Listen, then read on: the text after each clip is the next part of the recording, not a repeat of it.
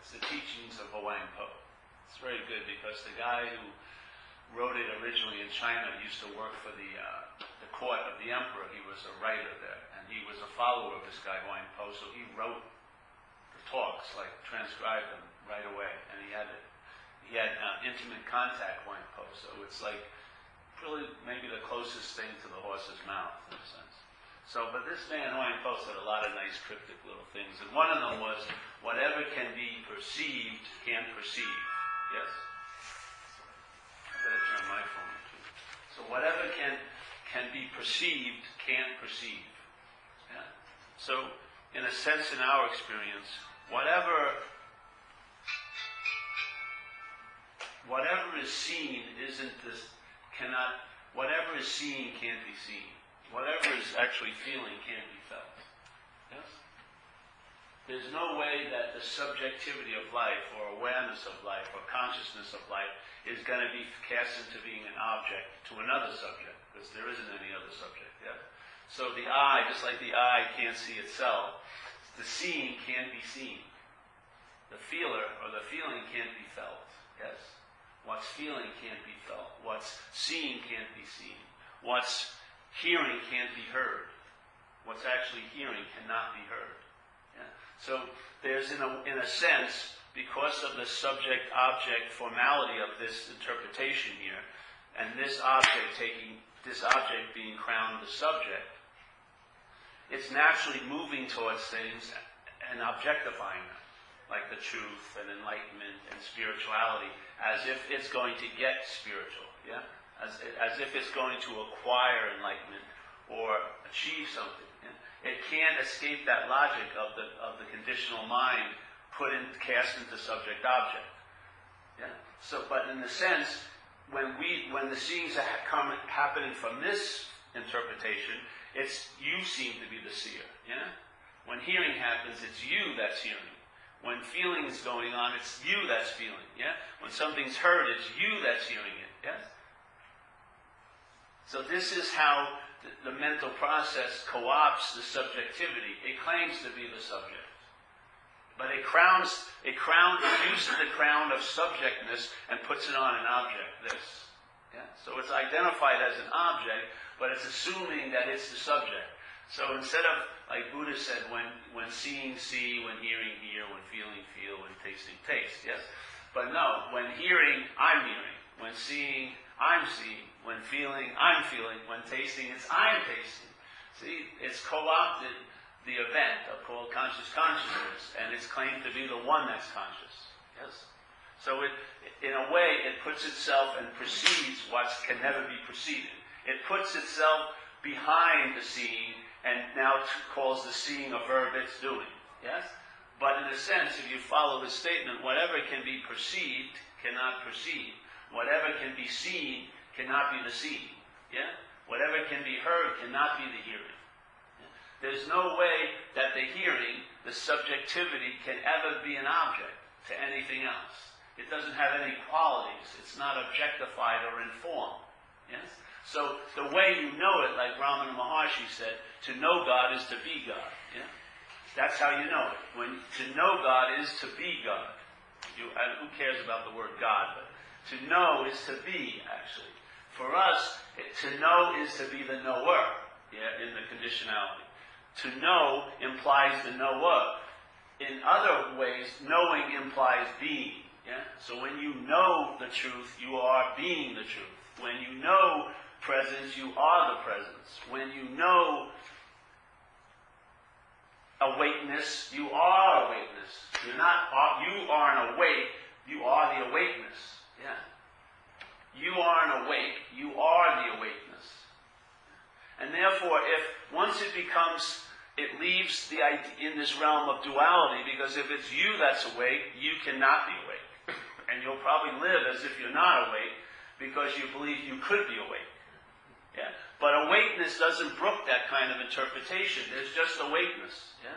There's no entry or departure. You can't enter it as something, and you can't leave it. You can't depart from it as something. You can't get it, you can't have it, you can't own it. Yeah? So that's the whole point. Where most of us are trying to have an experience as a mental state. The mental state is a little mix-up. Subjectivity is called you. Yeah? And then you believe you're doing it. Like, I'm the one who's aware. I'm the one who's conscious. This is just questioning who is that which thinks it's aware. If it isn't you, yes, what's left behind? The awareness. Yeah? So instead of thinking about being aware, you're aware of the thoughts about awareness. Yeah? Totally different. Thinking about being aware, or you're aware of the thoughts about being aware. The mental interpretation just like slips, it just changed seats, yeah? It just changes seats. So this is just about questioning that, because if you're not that, then your beholdenness to it is broken. Because you and I are bound, in a sense, as this by interest and attention, really. The interest and attention to the thought system all day binds you to the idea that the thought system is presenting, which is a you, yeah? A long-lasting, independent, separate entity. And if you've gone beyond hearing it and are listening to it, if there's a listening, which means like a focus attention, then that listening is the way the trance is set and reinforced every day. It's almost as if you're your own hypnotist. You know? You have K-Paul playing all day, the golden oldies especially, lots of commercials, you know? And a lot of opinions and narratives. And there's an unaware listening to it, because the hearing is happening. The mental selfing is going on, and there's a hearing of it. But the listening to it changes the ball game, because the listening casts the emphasis on the listener. Yes? So while you're the listener to that, it's sort of, they're like symbiotic. The listener begets the interest in what's being listened to. The listening reinforces the idea of being a listener. Yeah? So it keeps you, it's like a dualistic cocoon being spun. Yeah? And so by this, the cocoon becomes the form. There's nothing in it. But because it's being spun, there seems to be a form. Yeah? There's the idea of self and the obsession around it.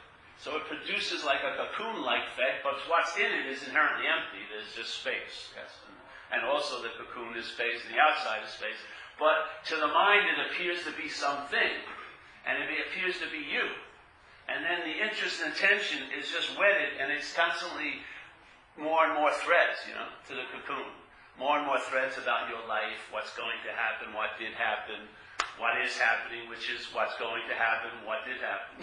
That's the only thing that is happening in the mental process of selfing, is what's going to happen and what did happen. That's what is happening. That's the content of the mental. This is what's happening. That's the content. It's what did happen and what will happen. We call it, oh yeah, that's what's happening. But there is a state, really, of what's happening that's different than the mental state of what's happening. There is. Yeah? There is conscious contact. There is a non-ness here. There is a pure awareness of things. Yeah? And then in the seeing of things, there's also an intimation or the presence of what is seen. You can't see it or feel it or taste it, but there's an intimation of it. I would say that's the presence. Yeah, that's the sense of presence. But the sense of presence is really obvious when you're absent. It's very rarely obvious, never obvious when you're present. Because for you to seem to be present, it has to be absent. It can't be absent, but it has to appear to be absent, yes? But your total obsession with you, it appears to be pretty much absent. And you're filling up all the space, you. Yeah? And then you may get a bug that you really want to know about that presence, and that just produces a stronger absence of the seeming presence. Because now you're really present trying to get the presence. I'm really, and it's very noble too, in some circles. It's a very noble endeavor. So there's a lot of mental meaning being given to it. Just like most people who meditate would probably think meditation is more important than doing the dishes, definitely. Yeah? They would have a hierarchy of importance. And some of us who have that infected little stream of seeking, spiritual seeking, man, we made a lot of things really noble and important, you know. I have no time with my relationships. I've got to be meditating. I've got a deeper calling than the carnal lust of the female body. Yes? But don't leave. I want you to be here later. But right now, it's much more important for me to be pursuing this incredibly noble endeavor few have dared to enter.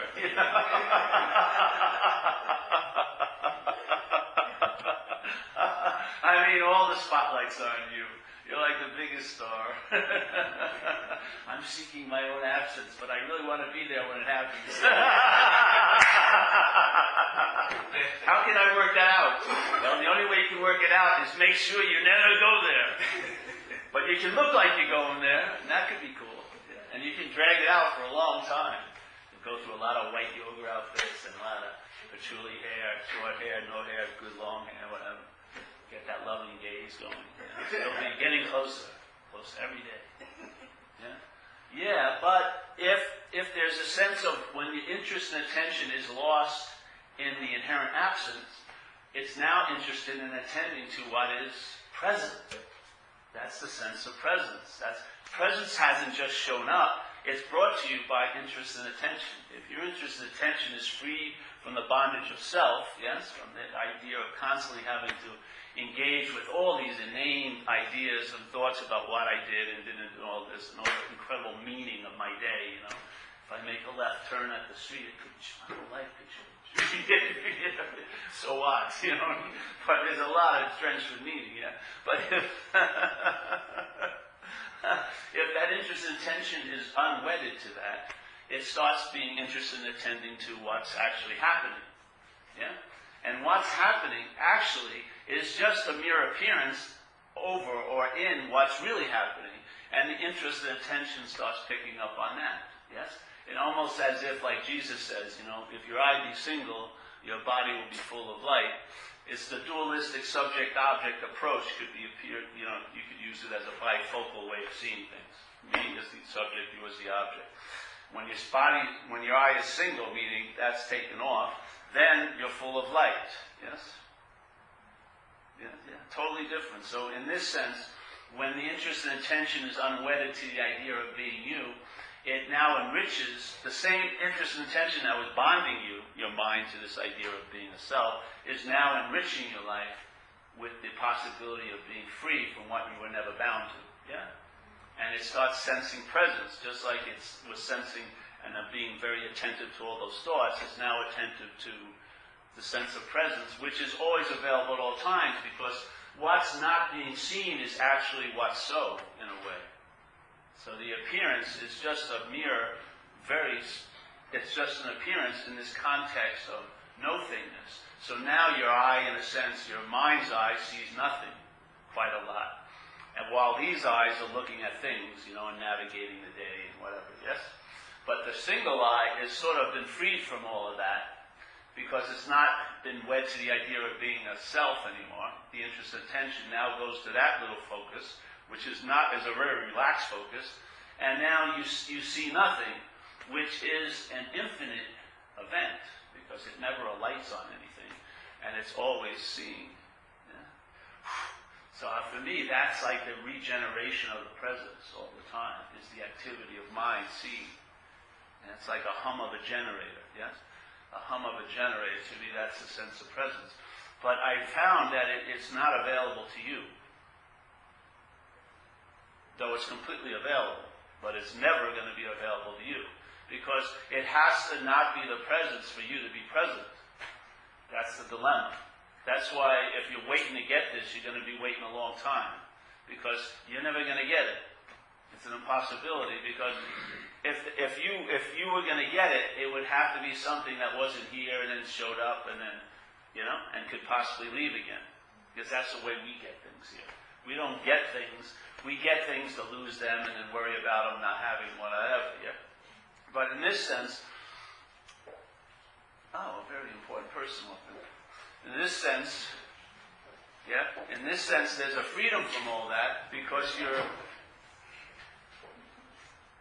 the interest and attention has a real, because it's actually, it's like water, it's seeking its source, and interest and attention is a source, is a wind. Yeah? It's not a thingness. You can't say, I got a big box of it. Look at how much attention I have, It's not something that's in a form where you can weigh it. It's really another level of no-thingness, yeah? So that will seek its source, which is not a thing. Yeah? It's been wedded to this idea by the mental process, yeah? It's claimed that I am this, I am the seer, and so the only way you're going to be attentive and interested in the seeing is I'm the seer. So the interest and attention goes to the seer, but that it doesn't really get home because that's not the seeing. The seeing is seeing, yeah? But when it's freed from this little idea of you, then it tends to start being interested in its source, which is seeing, yes? So now, without any thought or effort on your part, the interest and attention just gets switched. And when the emphasis and when it passes a certain point, that's called stabilization of it. You get stable, and the view is not a view anymore, it's now seeing. It's like vision, it's different. Yeah? The view is a way that, through an understanding, we try to correct the distortion of the lenses that we're wearing, but the distortion is still happening. So we have an understanding that we fall back on. Oh, this isn't really happening, I'm not, whatever, yeah? We're using something to sort of counteract the quote-unquote experience of the distortion coming through the glasses. But then, when the emphasis moves over enough, then it becomes vision. Now the glasses are off, or you're very clear that they're glasses. They're not you. Yeah? And therefore, the view has done its job. It's helped you like a skillful means, but now you can put it down in a sense, because the vision is in place. Now there's just seeing, and the emphasis is on that. Yeah? You can honor the understanding, and a lot of things what we do here is we're sharing the view. Yeah? But hopefully while we're sharing the view, the vision is being sensed. Yeah? Because the vision is it, really. The view is sort of just like the envelope scribblings to get through the conceptual mail slot of the conditional mind, but the vision is inside the envelope. When you open it up, there's nothing, but it gets out, and that's the vision. Yeah? Nothing is really what's being offered here. Because we've had tons of something, and it already amounted to nothing, so we're just going right to nothing. Forget about all the somethings. We've already arrived there, so let's just start at nothing and leave it at that. Let's see how much nothing can do. So, and I was at these talks, and it was funny because I don't know, I could be wrong, but I probably am. But I said, because there's a lot of talks about non-duality, non-duality meetings and stuff, and I've never seen a non-duality meeting. It's impossible. Non-duality just means not to. It's a negation. It's not an affirmation of anything. It's a negation of a way of seeing, a way of looking, really, called self-centeredness, which is a dualistic way of looking. You as the subject, everything as an object. Yes? That's what self-centeredness is based on. So it's really a negation of that. So in a sense, this is actually, and I could never possibly say I could teach, but I can inform one of duality. I can share about duality. I can never share about non-duality.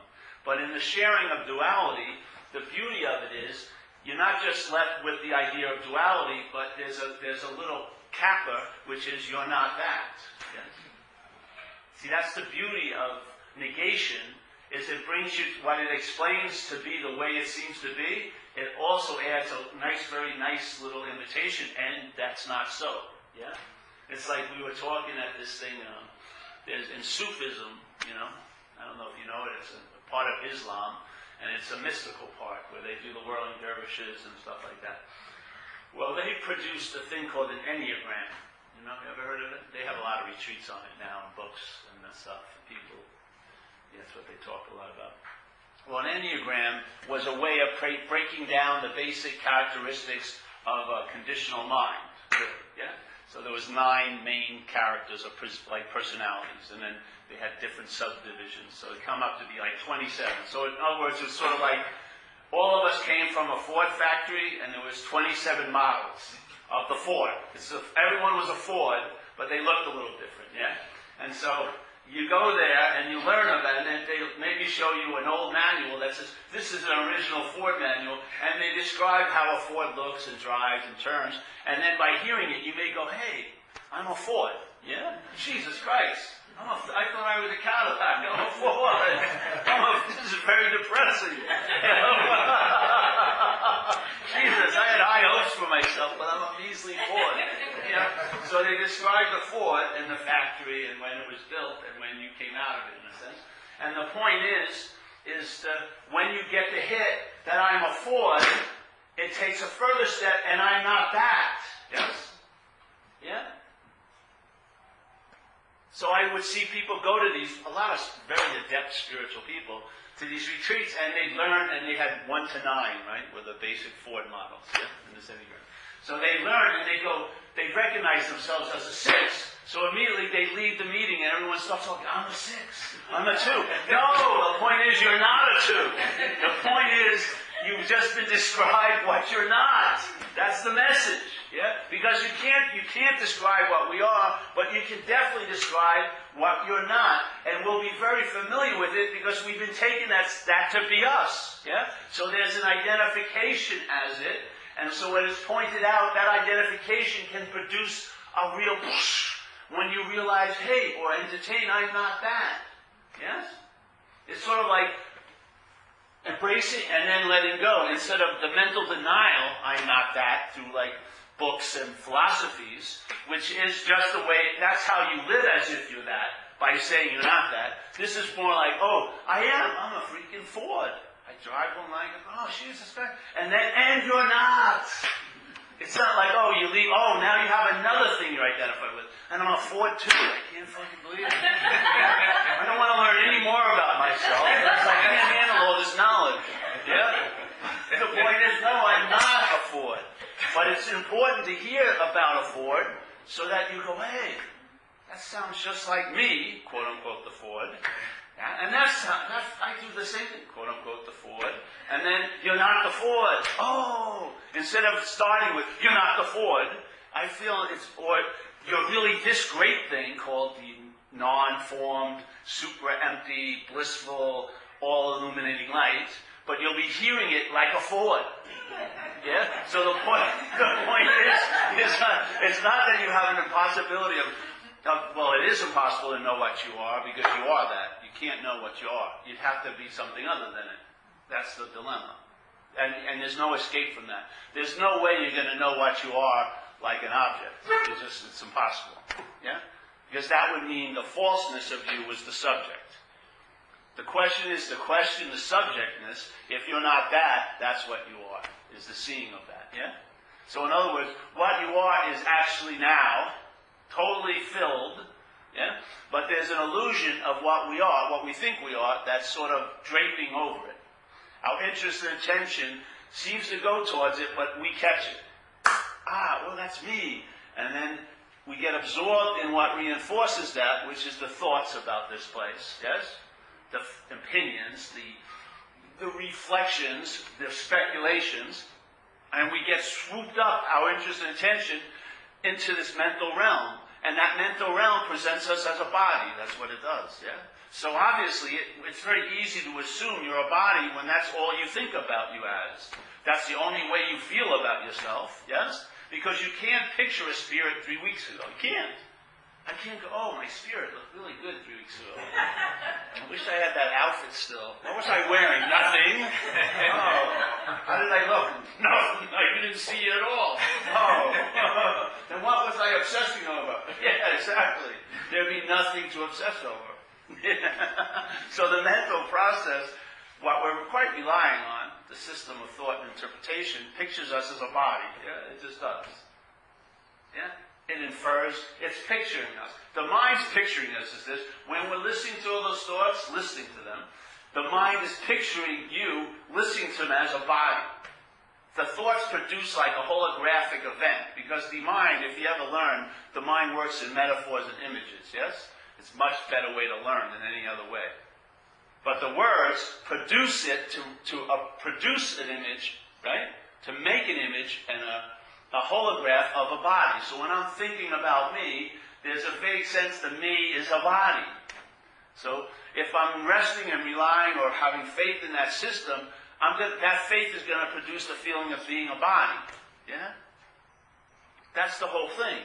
The faith is just the potential mind, and it manifests in whatever vehicle it's put in. So if it's put in this thought system of self-centeredness, you're going to feel like a body. Yeah? No matter how much you think you're spiritual or a soul, that entertaining your soul will be cast in the definition of a body somehow or another. Yeah, and you can't escape the system in the system. And especially the product of the system, the sense of being a self, cannot transcend the system that makes it and reinforces it, because it doesn't exist. It only appears in that system. Yeah? So that system is really, when faith is put in there, it projects through it's listening to all the thoughts and the opinions and feelings of the body, it projects you as an image in the mind, which is a body. And that's basically the alpha and omega of the interpretive system. It takes you to be a body. Yeah? And then what it does, really, if you watch it, it places you as this fixed object somewhere else at some other time and thinks about it. That's what it does. That's how it's constantly engaged with itself. Yeah? It takes itself, and the only place it can do that is now, because no matter how much you want to believe in time, you cannot escape the timelessness of what's happening here. There's just this, yeah? But in this timelessness, it can produce or make up a stream of time, yeah, that seems valid to who? A you, because it's picturing you as a body somewhere else at some other time.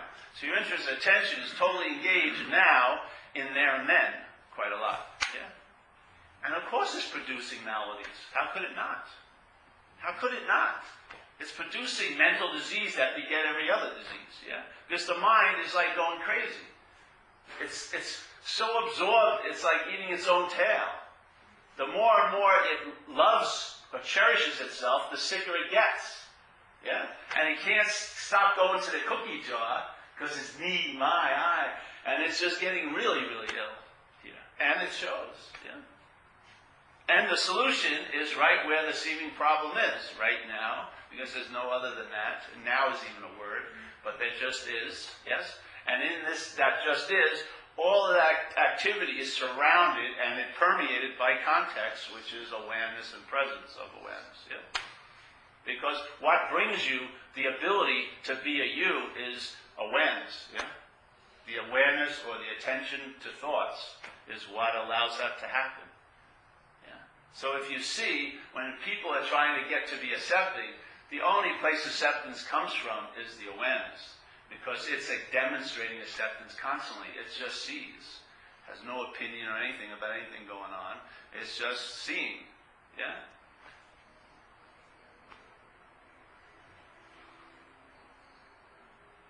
So, thoughts wouldn't be a problem if you were aware that they're thoughts, right? Thoughts are a problem when they're my thoughts. Yes. Yes. Because the thoughts that are driving you crazy aren't driving me crazy. And I'm sitting like only 2 feet away from you, but I have total immunity to all your mental illnesses right now. Because like some one simple thing, they're not mine. Mine is the movement. Thoughts are just things the mind uses. So the mind is the act of being identified. So when a thought system is taken to be yours, it changes everything. Tons of meaning, yeah? A lot of weight. Really a lot of meaning, tons of meaning, yeah?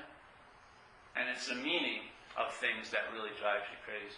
Actually, it doesn't drive you crazy, it's the driving crazy, and then the topper is you believe it's you that's being driven crazy, which is the product of all of it. The product isn't, see, if you look at selfing is like, okay, worrying about next week, all right? So maybe you're really out to lunch, so you don't even notice any of the selfing, you're just taking everything to be false evidence appearing real, stuff like that, yes? You would say that you're deeply lost in a lot of ways. But you think you're right as hell, and you know everything, yeah? Yeah.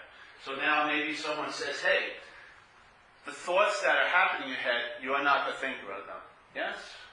Or maybe they're not about you. So now a little of the selfing gets revealed, so you start seeing, hey, maybe perhaps these are not my thoughts, yes?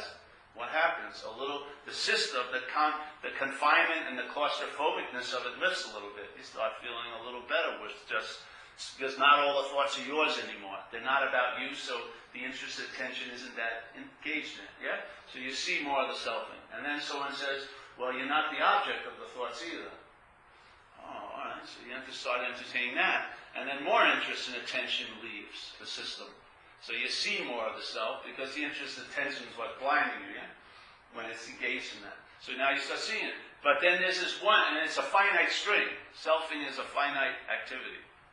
It has to be in time because it's from the mental process. It's not a timeless quality. Yeah? So it has a finite string. But what happens with most people is they get to this point with a lot of view and understanding. I've been selfing all day. Yeah? So now they see the selfing, but they still think they're the doer of it. Yeah? That's a very important aspect of it. Yeah? Or, man, the selfing's been driving me crazy. Now they think they're the object of it. Yeah? Selfing's driving them crazy. They don't see that. They see everything else up down the string, but this part's still blind. But this is still selfing. There's no point where it ends and then there's an authentic one that it's happening to or one that's doing it. There's no end. There's no end. There's no vertical thing that the horizontal line of selfing hits, and then this, I'm the one who's doing this, or this is happening to me. It's all the string of selfing.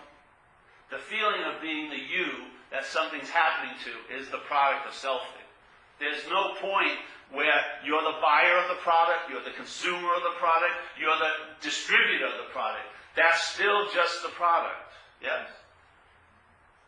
And you are the seeing of that. That's what I am, is the seeing of that. Yeah? I am not the end of the string when it goes, here's the string, and then suddenly there's this identification, and some of it pops up. So you think, oh, this is different. This part of it's different. This is me. This is me. This is what, all of this is happening to me. I hate selfing. I wish it would stop. Someone help me with this. Yeah? You all right? You're not that? Oh! So therefore, I'm the seeing of that. Yes. You're the seeing of that. This finite little mental string. You see it. Yeah? It doesn't make into a knot because it needs you. It needs the you. The you is the clincher. Because everything, when the you's in place, everything is selfing. Yeah? Everything is selfing with this piece of the string. Without this piece of the string, the selfing can go on, but it doesn't bind you. It doesn't bind the mind to the idea of being the you. Yeah? This to me is, in a sense, the importance here of repetition. Just like repetition in the world is how you get convinced of many things, yes? It's like a poison of this place. Well, we're using it as an antidote. So we have a lot of meetings and we just keep sharing, because repetition is helpful. So that you can, once you see the string, there's a shift because you'll get a hit of, I must be the seeing of it because I've come to the end. The only place that I was holding my little subjectivity was I'm the doer or I'm the one who's being done to. Now that that's seen not to be true, what am I? Well, that's what happens. You'll find out. You'll find out what you are. And then in the sense of I don't know, like in the high form of Zen, I don't know, you'll find out, which is a whole other way of having knowledge, is by finding out. It's a totally different download.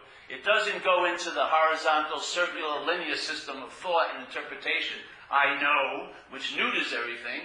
It's actually quite enlivening because you don't know. So there's an alertness to the moment, and there's a sense of, curiosity, entertaining, I call it, the ability to entertain, and then you find out. And when the finding out occurs, it can have a very convincing effect, where what was always cast as an experience I had that I could lose now turns into states. Yeah? You start having a state of surrender. You have a state of ease and comfort instead of irritability, restlessness, and discontent. The whole system shifts from importance on experience as the subject to no subject states. Yeah? Stabilizes.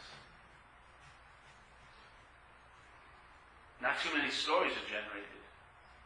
Because it's really hard to discern what actually happens. Days go by, but there's not much to mine out of the days. Because the value is in the seeing the days go by. Not, it's like, as the conveyor belt of particulars things go by, you lose interest in gravity. You're just letting it go by, Well, it's not me letting go, it's going by. And there's this, in other words, the eye's now on more like a contextual ball than the content. Yes? And this enriches you in a lot of ways you don't even imagine, and you don't notice. The conditional mind doesn't notice it. You know? To the conditional mind, the expression of this is sort of like, you ever see that movie, Lord of the Rings? Sauron, the evil eye, and he'd be constantly looking for the ring. It's precious. Yeah? This is like the mental eye, the conditional mind. It's looking, it doesn't see the value in what's happening to you. Because you didn't have glowing hair on a cliff, and God appeared and, "You are free, my son, and go out and do my business." It's sort of like dog shit awareness all day. It's on, and this is the recognition of on, this and that's that. You can't really sell it to anyone or anything like that. So the eye of Sauron, constantly looking to claim some value to accrue, like a consumerite, just goes right by the ease and comfort, the daily, you're just traveling lighter. Yes? It's such a beautiful thing. And by the time it figures it out, it's too late. It really is. By the time it's too late, because now the emphasis has shifted enough that you're stabilized. Not you stabilized, there's a stabilization. Now there isn't so much of view, vision, vision, vision, view, view, view, view, view, view, view, view, view, view, view. Because view will always lead to the other view, self-centered view. Yeah? Because it's still part and parcel of that system. But vision is beyond the self-centered view. Vision isn't like non-vision and vision. It's just vision. Yes? It's just vision. It's just seeing. There's no opposite to it. In the view, there still is. There's a mix, yeah? But it's helpful while the vision isn't emphasized or hasn't become obvious. But it's going to lead to the point of vision, yeah? And it won't be a point in time. It will always be a timeless point, not a point in time. The story will be that, it happened to me that day, but timelessness never happens in a day. It's always happening. Yeah? You may interpret it as something that happened to you, but I don't know if that's really what occurred. I think there's just vision, and timelessness basically shows the irrelevance or the unreality of time. That's all. It's not like, that's it really. You just see time as an appearance here. But it's appearance in timelessness. And once the so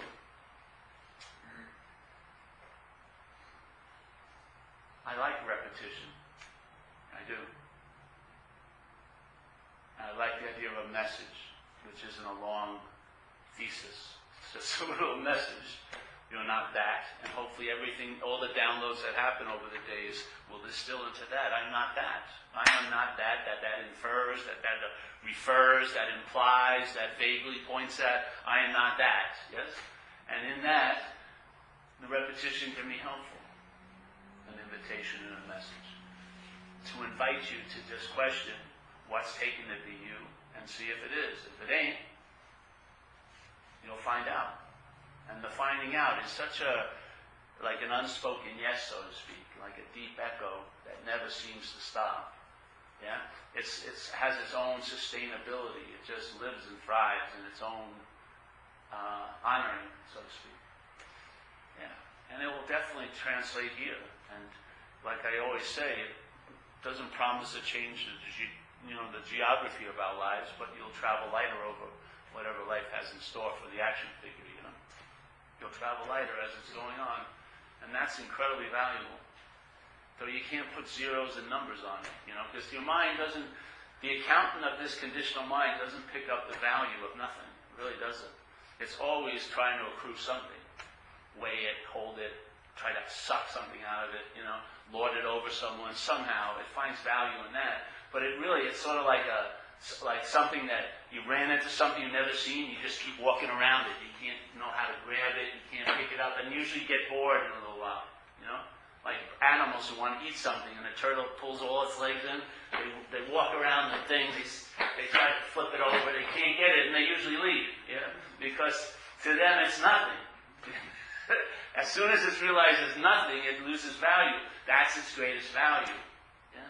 That's a great value. So the conditional mind will walk away, and there will be the prize is there, which it's always there. Yeah. So, any questions today?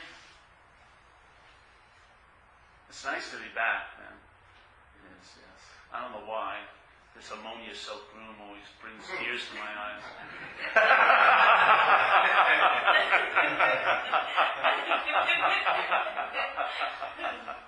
Literally and figuratively.